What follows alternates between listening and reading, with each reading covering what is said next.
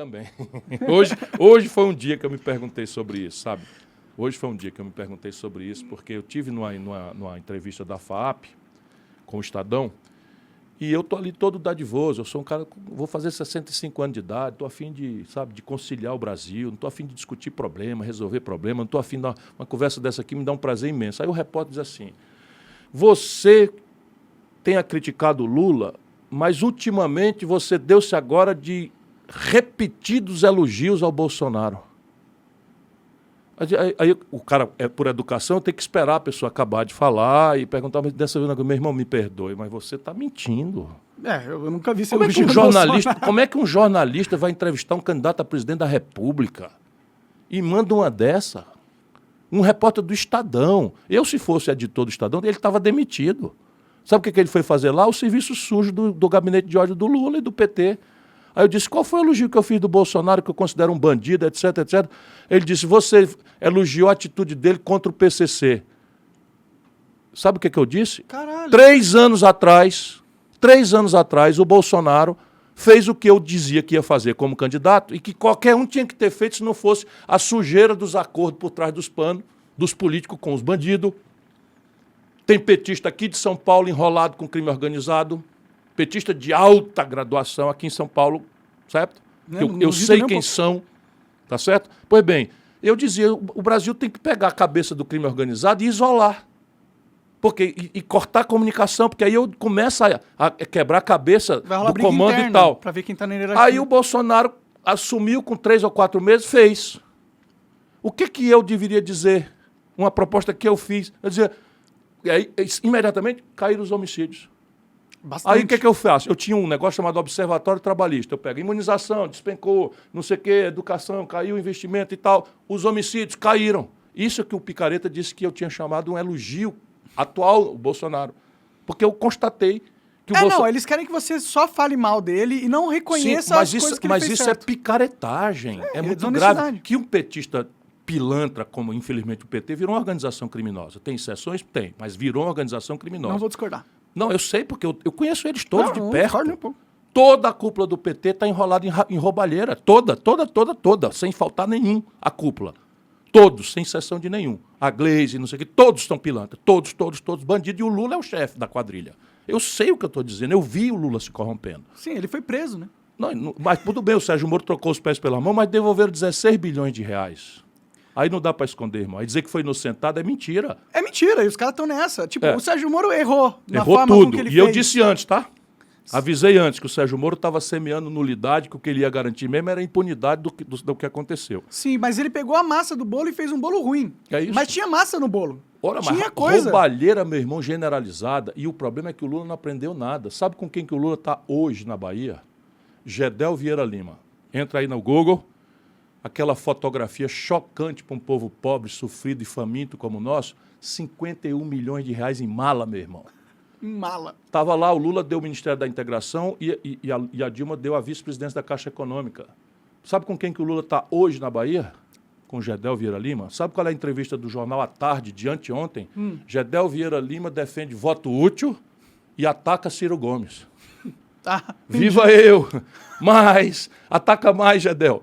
Lá no Ceará, o Lula está com o Eunício Oliveira, que era o líder do MDB que fez o golpe contra a Dilma e que o Lula tinha dado R$1 bilhão de contrato sem licitação. O nome da empresa é Manchester. Tudo ladrão, cara. Mas não é ladrão de tostão, não. É ladrão de bilhão. Sim, sim. E Paulo Roberto Costa, e Sérgio Machado e Renan Calheiros. Tá todo mundo junto hoje. É triste, cara. Aí, desgraça, o Bolsonaro tá com o Eduardo Cunha. E com o Valdemar Costa Neto. Pegou o pedaço dele dos ladrões do PT. É porque não dá para governar sem os ladrões, né? Dá para governar. Eu, por exemplo, nunca governei com ladrão. E eu já fui governador, já fui ministro. O Itamar Franco não governou com ladrão, não. O que vocês fizeram para evitar ter que... Veja, abre mão da reeleição e não tem medo de CPI. Pronto, acabou. Que são as armas deles. São, porque é o seguinte, o filho ladrão, que é que pegou o Bolsonaro no contrapé. Sim. De repente, rachadinha, Ministério Público, não sei o que, então o Bolsonaro viu a onça. Ele falou, aí, vão me pegar aqui. Ou eu me vendo, ou eu vou me pegar. E tinha prometido que não ia fazer a reeleição e entrou no conchavo da reeleição. Pronto, morreu. Vendeu-se. O Lula, mesma coisa. Game Corp, Bom, você é um gamer, as pessoas dessa Pode sua crer, audiência- eles tinham até uma TV de jogo uma época aí. TV não, a TV Bandeirantes, que eles compraram o horário, e era horário de madrugada por 1 centavo. De repente, a Telemar, que tinha interesses poderosos para o governo proteger na época do Lula, comprou metade menos 1%, ou seja, a parte minoritária, por 5 milhões de reais há 20 anos, há 16 anos, 18 anos, 20 anos atrás. Pode crer. E depois foi lá, 20 milhões, 18 milhões, 30 milhões, não sei o que e tal. O menininho ficou um prodígio. O menino é uma coisa, um fenômeno. E depois nunca mais. O Lula tem 20 milhões de reais na conta dele. Ele declarou isso? Não. Por quê? Porque está na conta do Instituto Lula. Ah, entendi. Que ele é o dono de 99,9% das cotas e um pau-mandado dele é o dono do 0,1%. E isso ele não declarou como patrimônio privado dele. E ele é que usa o dinheiro para o que ele bem quiser. 20 milhões, vai ver de que foi. 100% empreiteira. Qual foi a mentira? Recibo, palestra. Aham. Mas só teve palestra durante um períodozinho. Depois que a Lava Jato aconteceu, nunca mais teve palestra, nem antes nem depois. Interessante, né? Interessante, não, picaretagem, pô. Ah, sim, pô. E aí fica agora esse bando de gente aí, quer não sei o quê, vamos enfrentar o fascismo. Quem produziu o fascismo foi isto. O encontro trágico de uma crise econômica devastadora com a percepção generalizada, correta do nosso povo de que o PT mergulhou na corrupção. Sim, Lá como hoje. sim, pra mim é meio... E eu não tenho direito de participar do debate. Eu tenho que renunciar à minha candidatura, pedir desculpa para o São Lula, porque estou dizendo isto aqui. Só que, sabe quando a pessoa Você tá dando mente... vitória pro Bolsonaro, cara. Por que eu estou dando a vitória ao Porque você tá Bolsonaro? criticando o Lula, não pode criticar o Lula. Ele Sim, é mas eu nosso não contei Deus, que o filho caralho. do Bolsonaro estava roubando também. O PT Mas não- pode usar. Não pode falar do nosso Deus Lula, cara. Ah, sim, mas nem do nosso Deus Bolsonaro. É, também. Veja onde é que nós estamos. Veja onde é que nós estamos. É, cara, Uma nação que endeusa política é uma nação doente. pra mim o melhor segundo turno é você lá com o Bolsonaro, pra ser sincero. Eu sei que o Bolsonaro é um merda e tal, mas é que, pô, o Lula...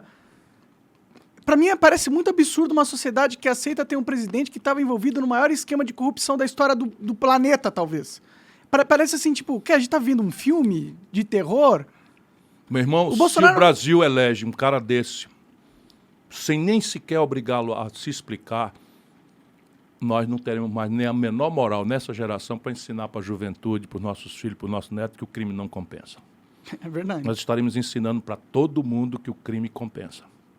E isso com a coadjuvante de uma elite podre. Sabe por quê? Porque essa elite é podre. Ela condena a corrupção dos outros. Que é típico PT. Ontem estava o Acuse programa do do que Lula falando das compras com dinheiro espécie dos filhos do Bolsonaro.